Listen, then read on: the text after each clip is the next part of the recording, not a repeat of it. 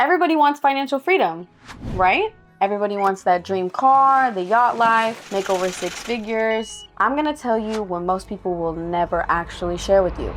The truth about financial freedom, it's not just about how much money you make. It's about how much clarity you have, how much value you provide somebody, and how well you protect your time. Once you learn to change your mindset, the money starts chasing you. I acquired financial freedom when I learned how to change my mindset. You see, success is already out here. Society will try to make you seem like it is so hard to acquire, and you have to work hours and hours and put your blood, sweat, and tears into a minimum wage job to acquire it. It all starts with your mindset and believing that it is tangible and it is really not that far away from you. Because when you change your mindset, your mind naturally emplaces habits, which then gets you closer to that success. And what do habits do? Habits build lifestyles. And when you live the same lifestyle as somebody that makes $1 million, you're going to acquire the same things that somebody who makes $1 million does. Mindset. If you do not have mindset, you will not have anything. You will stay in the matrix making $12 an hour for the rest of your life.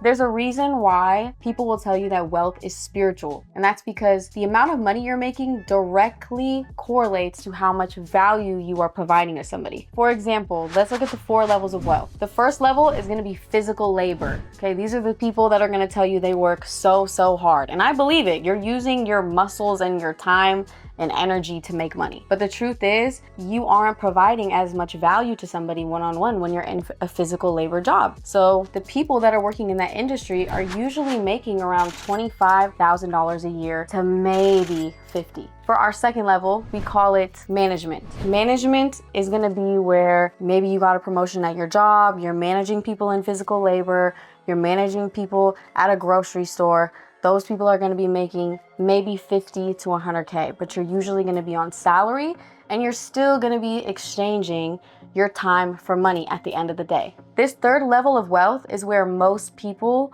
will reach financial freedom. And this is what we call the communication level. When you think of communication, you should think of things like sales, where you're not exchanging your time for your money anymore. You're using your creativity to create you money and be a problem solver to people. This is where you can actually provide one-on-one value to somebody. And people that are working in this third level of wealth are making $100,000 to $100 million a year. And this fourth level of wealth is what we call the imagination, creativity side of wealth. This is where some of the richest people are standing at. People like Bill Gates and Jeff Bezos are currently making at least millions of dollars, but most likely billions of dollars a year. Look, I share with you these 4 levels of wealth because I want you to be aware of how the system really works. To each their own. If you feel like you should be working in the physical labor industry, then you should do that. But the truth is, the more one-on-one value you are truly providing somebody, or the more you use your imagination to create solutions, the more money you will make. Just because you work harder doesn't mean you're working smarter.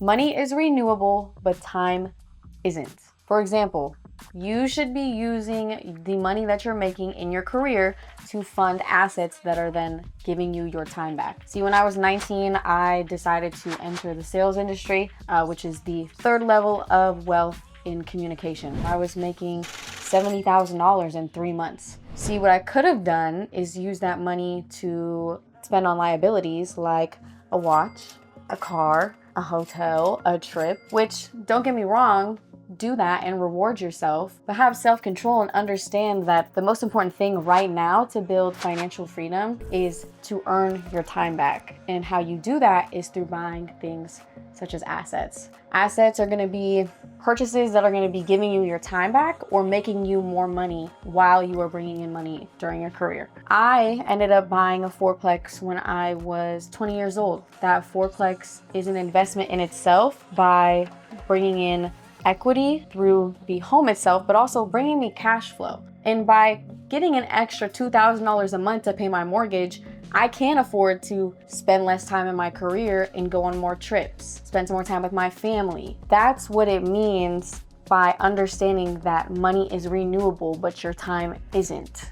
Efficiency is one of the most important parts when it comes to building wealth. And that's because you could say you're a millionaire because you finally hit $1 million when you were 50 years old in your 401k, or you could say you were a millionaire at 23 years old because you understand the different levels of wealth and how to make your money work for you. And that's why efficiency is so important. When your income starts to increase, your priorities should change as well. For example, when I started making $200,000 a year and I needed to figure out how to get to that $500,000 mark, I had to change a few things up. What you do to make 50K is not what you're gonna do to make 100K. And that's something you need to understand. One avenue that I took to gain my time back was by simply adding a driver. Because I had a driver, I was able to make phone calls in the car. I was able to write business in the car. And yes, I may have been paying somebody $25 an hour, but I was able to make another $200 in that same hour. And that's why it's important to ask yourself, what is the actual value of the dollar? Because you can count penny after penny after penny trying to convince yourself that you're saving money, when in reality, by putting your money into something like an asset such as a driver or a house cleaner